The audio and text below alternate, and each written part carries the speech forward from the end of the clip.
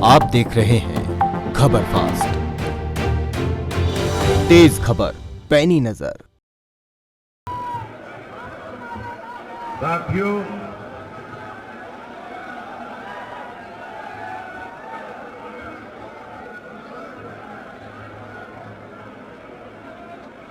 खास करके आज जो हमारे युवा साथी आए हुए हैं, उन युवाओं का जोश आज देखते,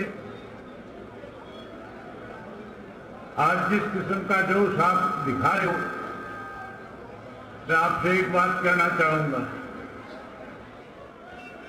जहां हमें अपना जोश दिखाना चाहिए, वहीं हमें अनुशासन में भी रहना चाहिए। मैं उम्मीद करूंगा कि ये जो साथी खड़े हैं, ये बैठने का कर्तव्य है। मेरा आपसे निवेदन है कि आप बैठ जाएं।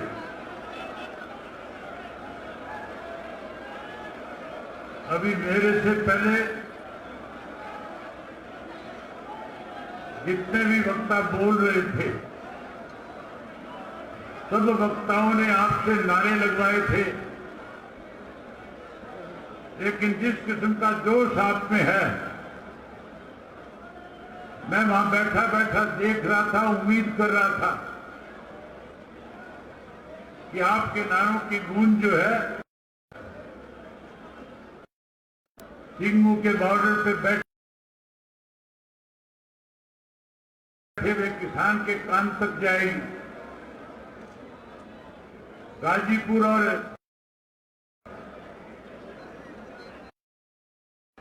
झांझा बॉर्डर पे जाएगी, टिकरी और पुलबुल के बॉर्डर तक आपकी आवाज जानी चाहिए थी। आपके नारों की आवाज इतनी बुलंद होगी कि जहां कहीं भी किसान के समर्थक हैं, उनके कान तक आपकी आवाज पहुंचेगी, और जो किसान का कहीं विरोध कर रहे हैं, उनके कानों में और ज्यादा बड़े तरीके से इस आवाज को पहुंचाने का काम करोगे।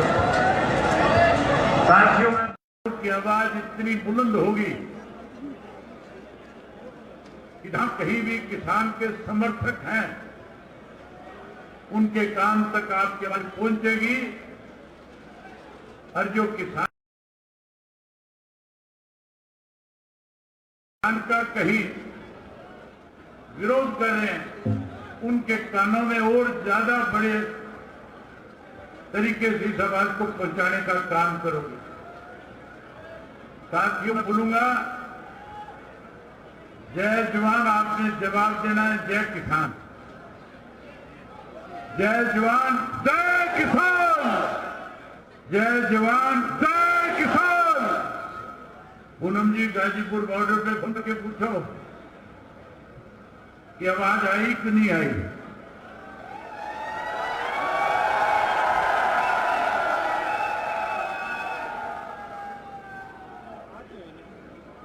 आदर और सम्मान के योग मंच पे बैठे हुए लगातार हरियाणा प्रदेश के किसानों का नेतृत्व कर रहे, इस आंदोलन को सिंगू के बॉर्डर पे बैठ करके मजबूती प्रदान करने वाले भाई सुरेश कोत जी, इस आंदोलन में टिकरी के बॉर्डर पे लगातार पिछले 6 दिन से उस आंदोलन से जुड़े हर उस बड़े बुजुर्ग से, हर उस नौजवान से, हर उस माता बहन के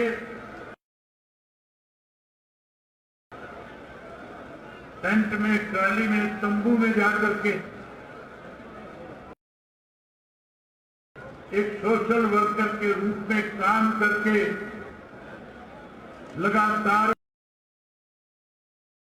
उन लोगों का हौसला बढ़ाने का काम कर रही, आज आपके बीच में आई हुई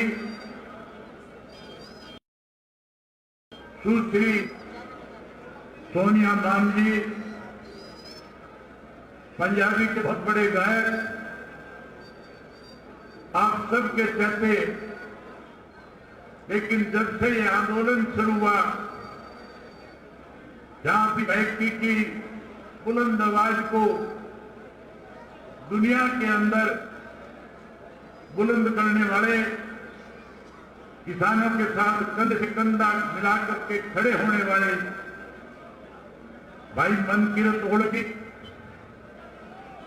इस आंदोलन को एक नई पहचान देने वाले, इस आंदोलन में बच्चे बच्चे की जवान के ऊपर मोदी जी को किस तरह से दिल्ली में बैठे को विचलित करने का काम करने वाले, आपके बीच में अभी जिस ढंग से उस गाय को प्रस्तुत किया, लगातार इस आंदोलन को उस गाने के माध्यम से मजबूती देने वाले पूर्व में रहे फौज के सिपाही भाई अजय हुड्डा जी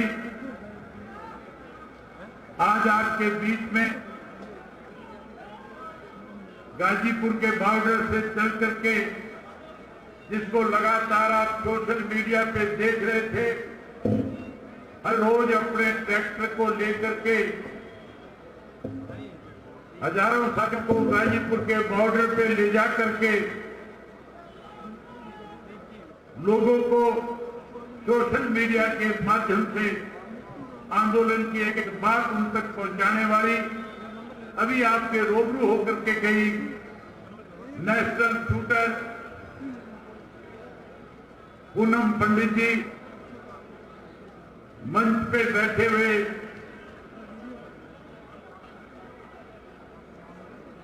बहुत से जो किसान आंदोलन से लगातार जुड़े हुए, जिन्होंने सदा किसान आंदोलन को ताकत दी, जो आज भी उस आंदोलन को कैसे मजबूत किया जाए इसके लिए काम करे।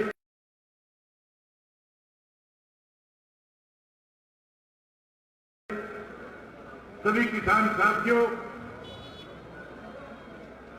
वहीं आज के इस किसान की महापंचायत में आए हुए इलाहाबाद विधानसभा क्षेत्र के आसपास के गांवों से आदरणीय मेरे पिता तुल्य बुजुर्गों, नौजवान साथियों, सम्मान योग्य माताओं बहनों, पत्रकार छायाकार दोस्तों, सब साथी लगातार आपके बीच में आज ये जब 96 दिन से किसान आंदोलन चल रहा है, इस आंदोलन के बारे में अपने अपने ढंग से सारी बात आपके सामने रखी। मैं उन बातों को दोहराना नहीं चाहूंगा, लेकिन साथियों, जिस तरह से पिछले 1 वर्ष से हम जिन हालात से इस देश में गुजरे, जिस तरह प्रदेश के 1 वर्ष के हालात रहे,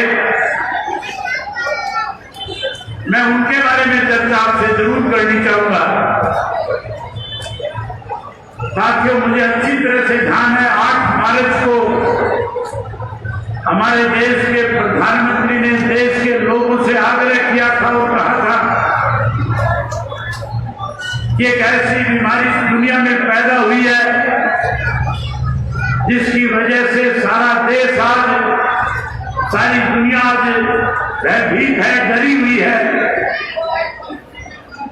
कोरोना के नाम की एक बीमारी है दुनिया में, देश में आई। देश के प्रधानमंत्री ने देश के लोगों से आग्रह किया था 8 मार्च के दिन कि अगर आप चाहते हो ये बीमारी जड़-मूल से समाप्त हो, खत्म हो, हमारे देश में बीमारी पैर ना फैलाए, तो फिर आपको आज पूरा दिन घर के अंदर रह करके शाम को 5 बजे के बाद अपनी छत पे चढ़ करके थाली बजाने का काम करना है। देश के लोगों ने देश के प्रधानमंत्री की बात को स्वीकार किया और लोगों ने पूरा दिन अपने घर में रह करके शाम को हर घर की छत पर के चढ़ करके लोगों ने थाली बजाने का काम किया था। हमारा देश का प्रधानमंत्री कोरोना की बीमारी से निपटने की बजाय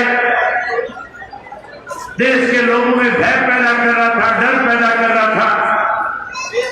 जहां डर और भय पैदा कर रहा था वही कभी हमें थाली बजाने की बात कहता था, कभी ताली बजाने की बात कहता था। जबकि देश के प्रधानमंत्री की जिम्मेवारी बनती थी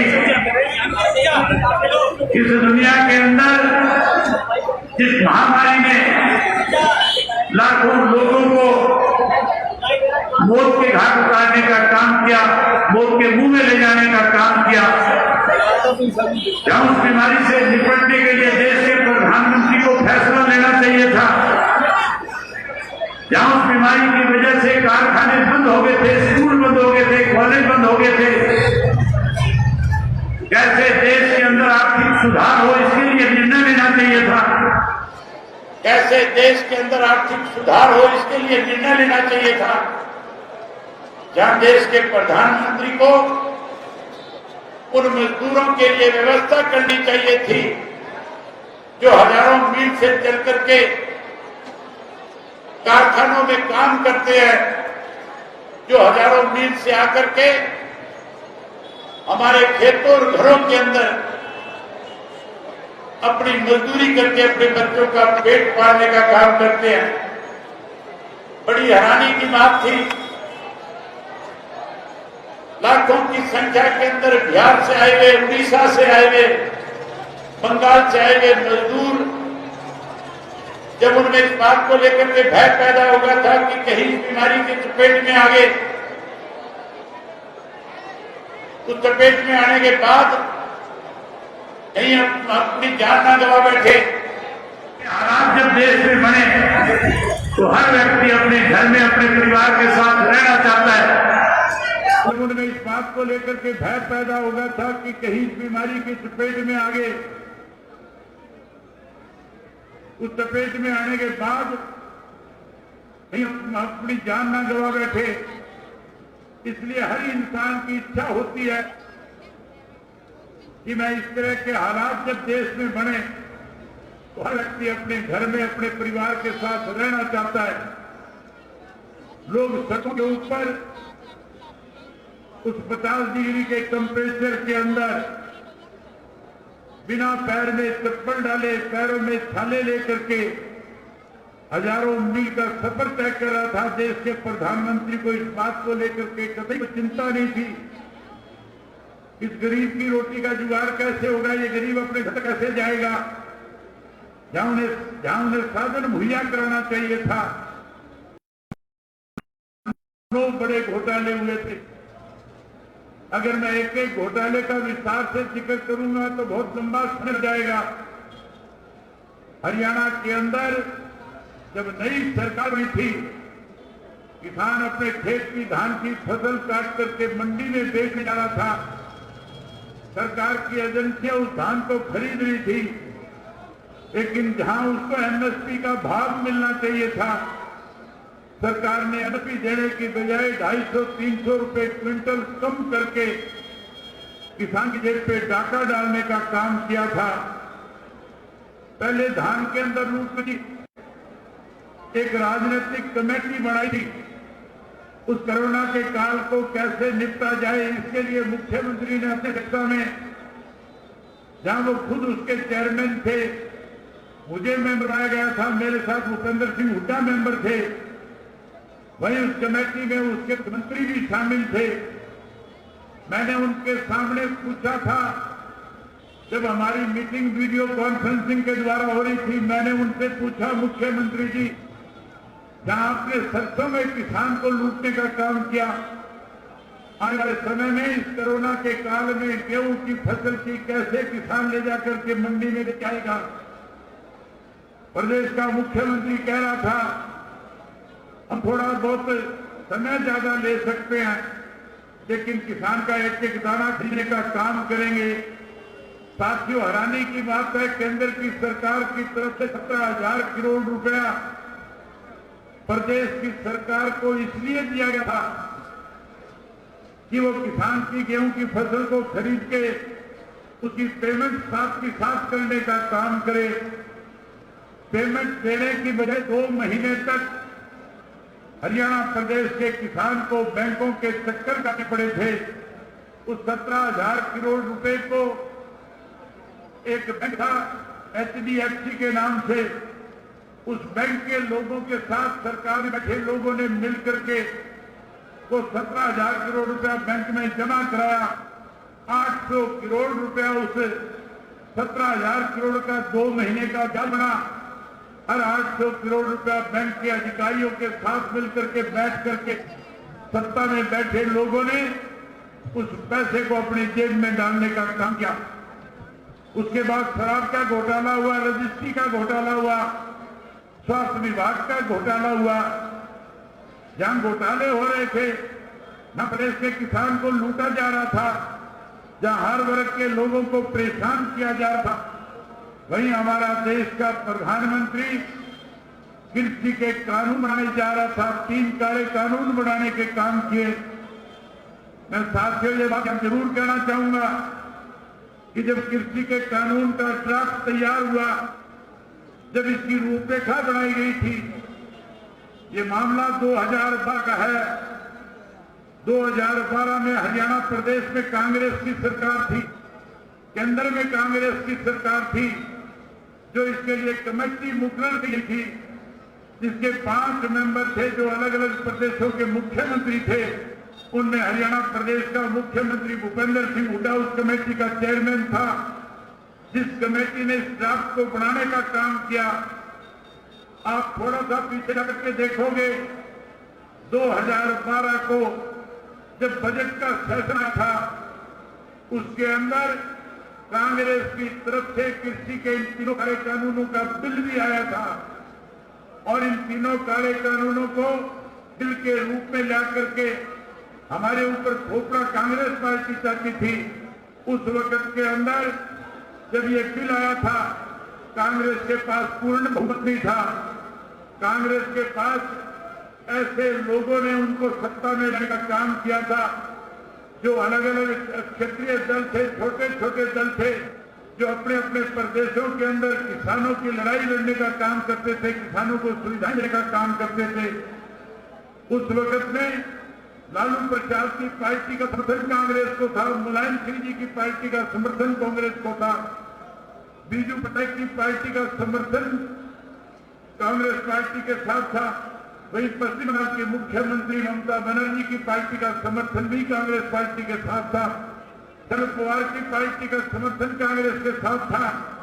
जब वो बिल लेकर के आए, जब उन्होंने चर्चा शुरू कराई, इन सब पार्टी के नेताओं ने कांग्रेस पार्टी की मुखिया सोनिया गांधी से जाकर के कह दिया कि अगर ऐसे काले कानून इस देश के अंदर आपकी सरकार लागू करना चाहेगी तो हम अपना समर्थन वापस ले लेंगे, आपकी सरकार गिरेगी।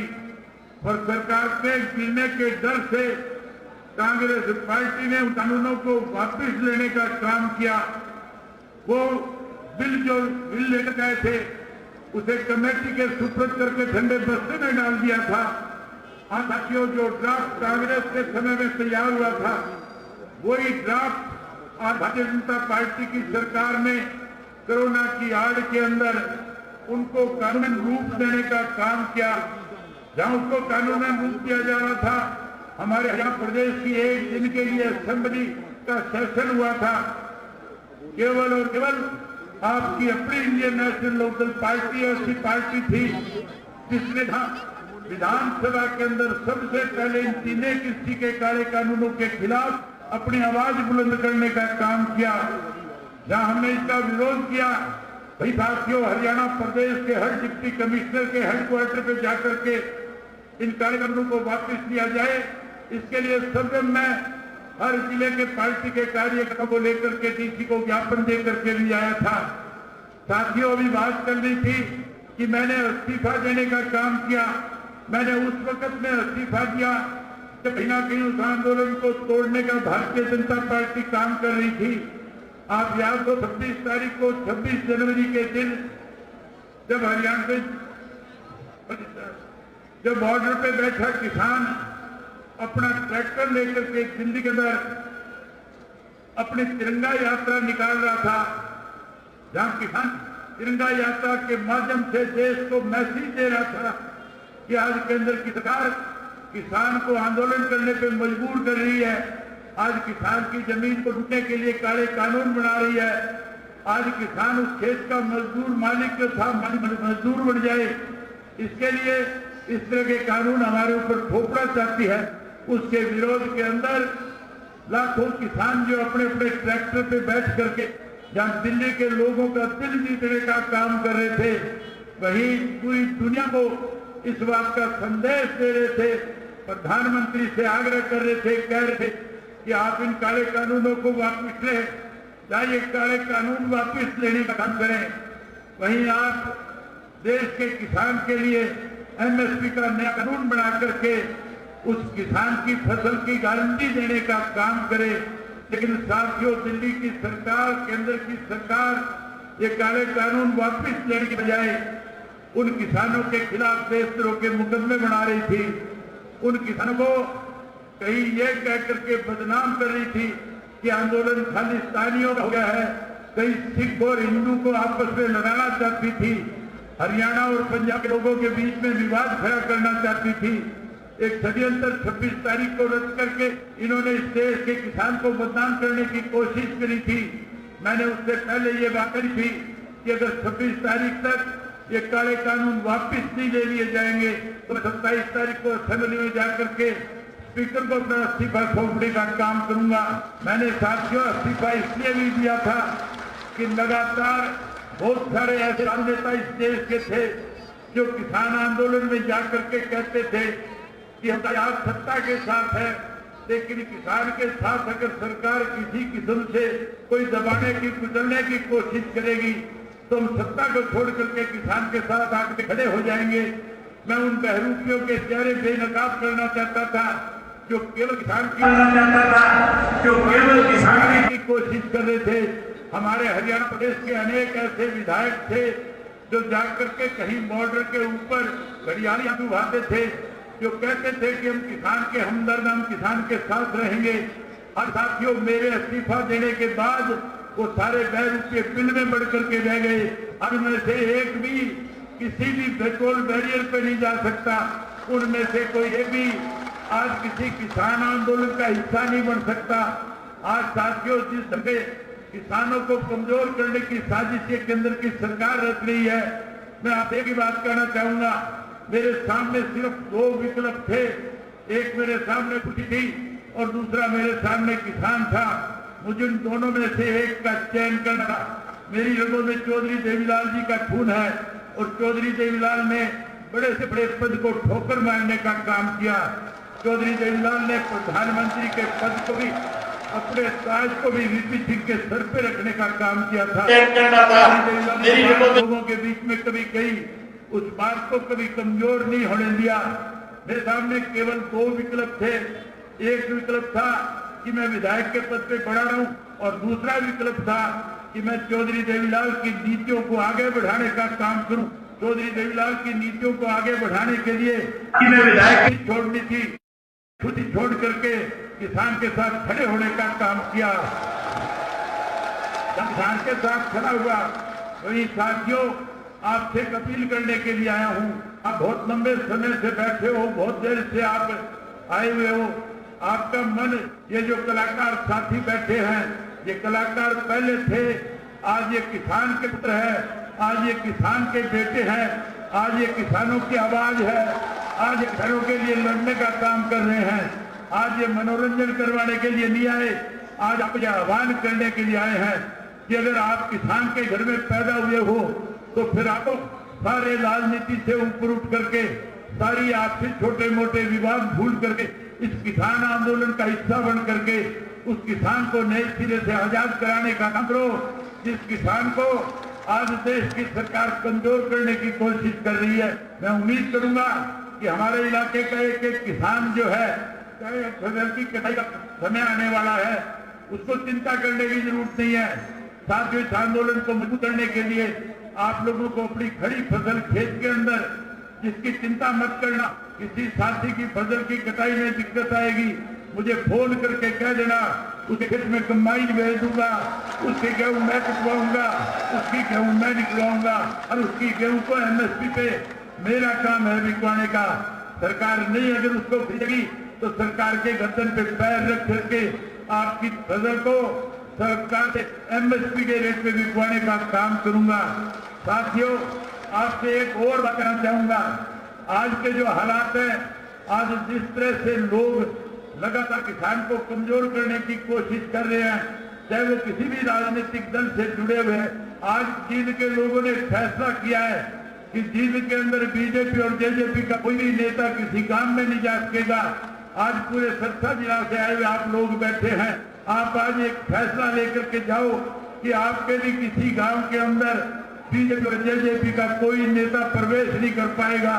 अगर कोई आएगा तो हम उसका विरोध करने का काम करेंगे, लोग उससे इस्तीफे की मांग करेंगे। मैं उम्मीद करूंगा कि आप लोग इसका डट करके विरोध करोगे। अगर आप विरोध करोगे तो दोनों हाथ खड़े करके मुझे बताओ कि हम विरोध करने का काम करेंगे। जहां सब विरोध करोगे वहीं इलाहाबाद का भाई इलेक्शन आएगा। इलाहाबाद के लोगों से विशेष कहना चाहूंगा, क्योंकि इलाहाबाद के लोगों का कर्ज मेरे ऊपर है। आप लोगों ने मेरे पर विश्वास व्यक्त किया था, आपने मुझे विधानसभा का सदस्य चुना था, उन हालात में आपने मुझे वोट दिया था जब देश का प्रधानमंत्री मुझे यहाँ हराने के लिए आया था। आप लोगों ने देश के प्रधानमंत्री की बात सुनने की बजाय आप लोगों ने लेके वोट डाल करके मुझे विधानसभा भेजा था। साथियों, उसी तरह से आने वाले समय में जब चुनाव हो आपके यहाँ पे, तो उस चुनाव के अंदर भी भारतीय जनता पार्टी और जेजेपी के लोगों को सबक सिखाना और फिर से अपनी ताकत हरियाणा की विधानसभा में भेजने का काम करना। आप आए, आप सब ने मेरी बात को सुना, आप सबका बहुत धन्यवाद। जय हिंद, जय हरियाणा। आप देख रहे हैं खबर फास्ट, तेज खबर, पैनी नजर।